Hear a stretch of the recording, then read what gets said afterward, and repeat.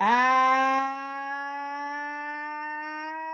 good day, everybody. Welcome to another edition of High Heat, presented by Liberty Mutual, as we talk to some managers across the way on this last day of April 2020. Here's our good buddy Don Mattingly of the Marlins. We say hello to one of the great hitters and one of the great first basemen you're ever going to see, and he joins us. Don, welcome. How are you today? Okay?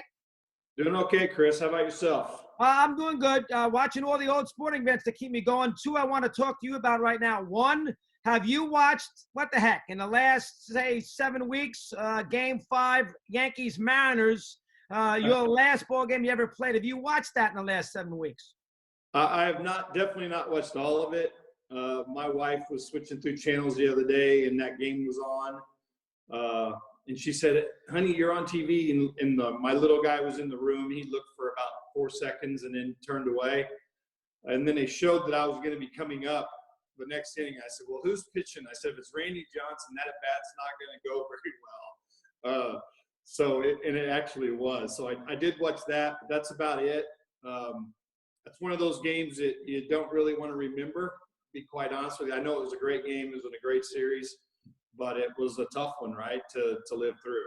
And I'll tell you, you had a great offensive series, and you hit over 406 ribbies. You played really, really well. And obviously, with your back, you had issues. You must have felt pretty good going into that postseason there, Donnie, because you played like the old Donnie offensively in those 5 games. How about that for a second? Well, you know what happened, Chris, during that season, probably the last month, and I don't know my numbers, but I started getting my feel back. I kind of went to a leg kick. I could never, once I really got hurt and had trouble kind of maintaining my back, I could never find that place. It didn't seem like, it took me 2-3 years. And I kind of ran into a leg kick during that season late, and I went to it, and it felt unbelievable. And all of a sudden, I had a little bit of power back. I was driving the ball the other way. And I don't know what my numbers were the last month, but I kind of found a rhythm that last month, and we needed to win every day. And I kind of got hot along with a lot of our guys. So I was swinging the bat going into that postseason, and I always felt like if I'm swinging the bat good, I'm going to hit anybody. And I knew I was in good rhythm going into that postseason. And you had a great – I'll tell you something else. I've watched a lot of Larry Bird stuff because obviously those 80 Celtics, and you, of course, from Indiana – you were a senior in high school the year that they played in the championship game. And I didn't realize it until you told me a little while ago that you almost went to Indiana State to play both sports. Tell us about that for a sec. Go ahead. Yeah, I ended up signing a letter of intent to go to Indiana State. Bob Warren was the coach then there at the baseball team. And they were actually, I think they were 4th, 5th in the country the year before. Had Wally Johnson and some really good players there.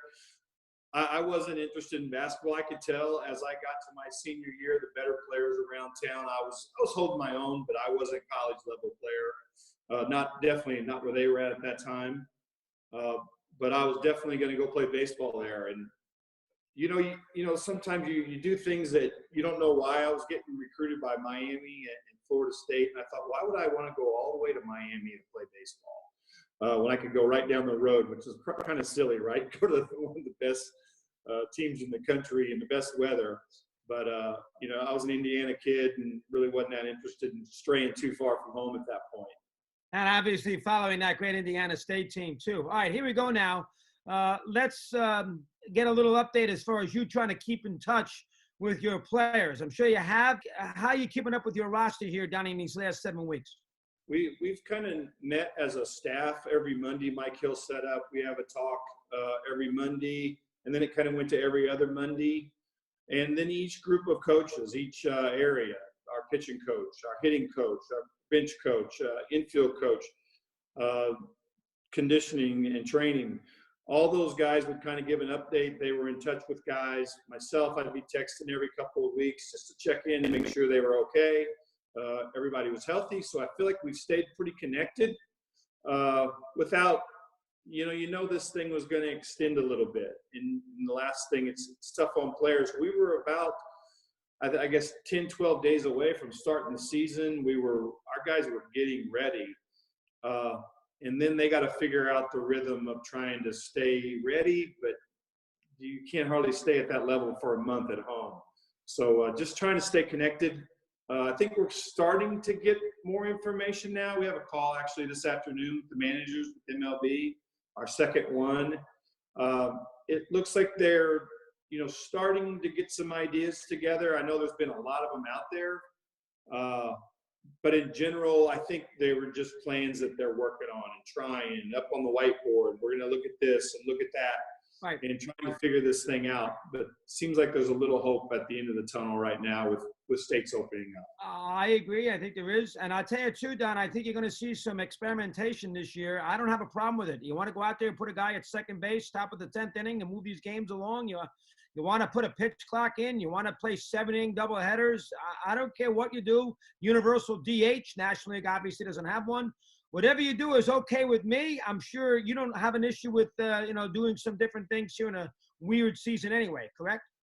Yeah, I think we have to be open-minded to a lot of differences this year. And you mentioned a number of them. I think anything that we can do this game maybe look a little different. I don't think baseball will look that much different. But I do think that the rules that you're talking about, we have to be able to be willing to do some things different without all the, changes for the history of the game, right? And there may be some things that we try that we actually like, right? And it may help the game. So you never know. So I think everyone will be open-minded to what we're trying to do this year.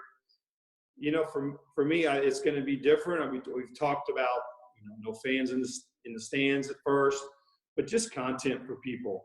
And Chris, if I can at this moment, just to really send a little thank you for all the workers out there.